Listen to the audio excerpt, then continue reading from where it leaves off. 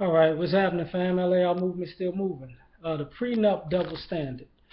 Um, yeah, I forgot to do these. So, um, when it comes to prenuptial agreements,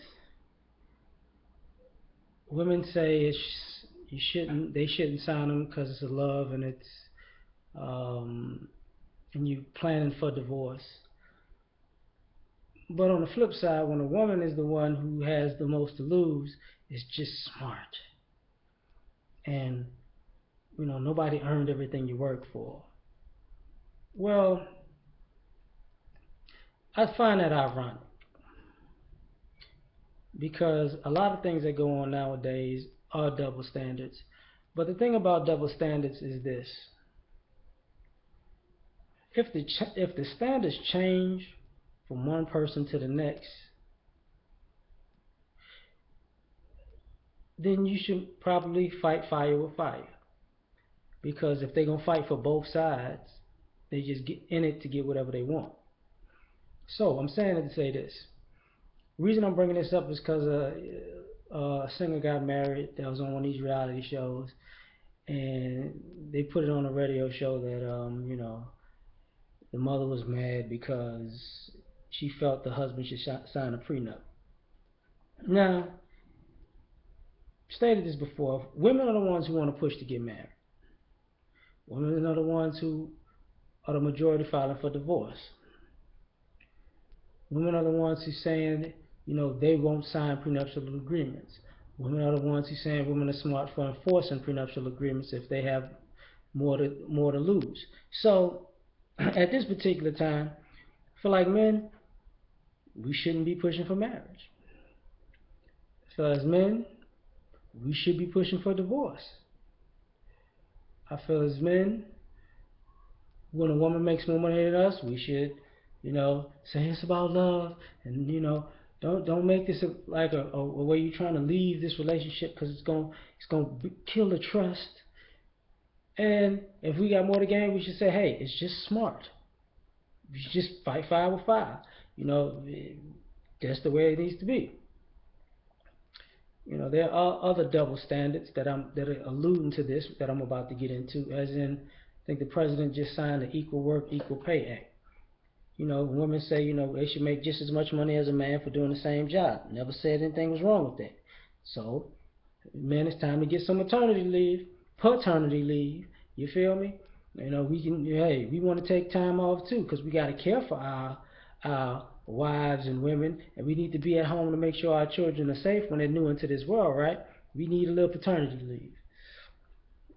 A little past that, take into consideration all these when you go out. It's time for these women to buy us diamonds.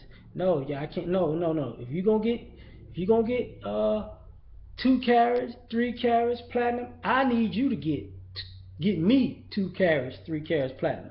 Just fight fire with fire. This is what it's about. Because if you don't give me a good ring, then I'm gonna be suspect on you too.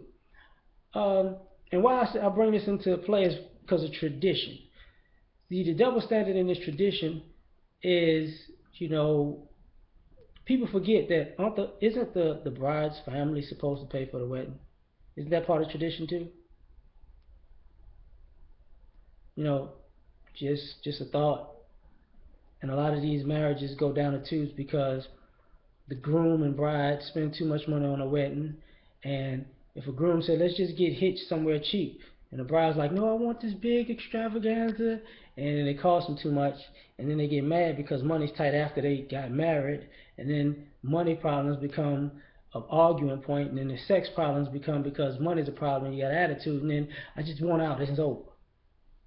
And while I'm gone, let me take this with me. I mean, to a degree, you could say the bride's family is part of the root of all of these problems. Now,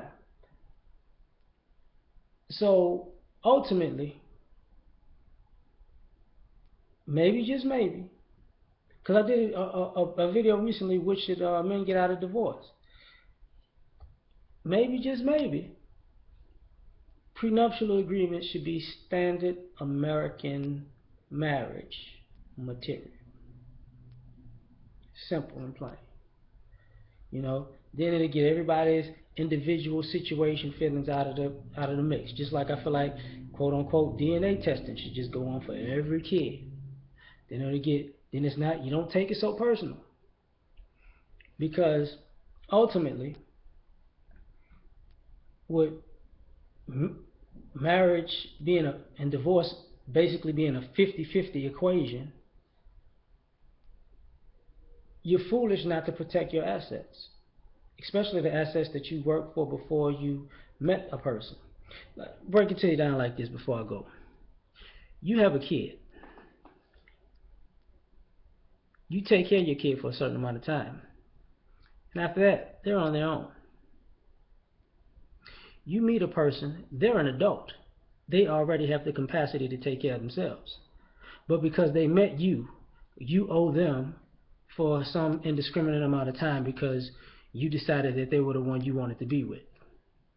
Well, if your kids come with a time limit, if your family comes with a time limit, because they're going to put you out there too, you know, like, hey, you're an adult, handle that on your own. If everybody else comes with a time limit and you don't owe them after it's over, maybe, just maybe, marriage should be the same way.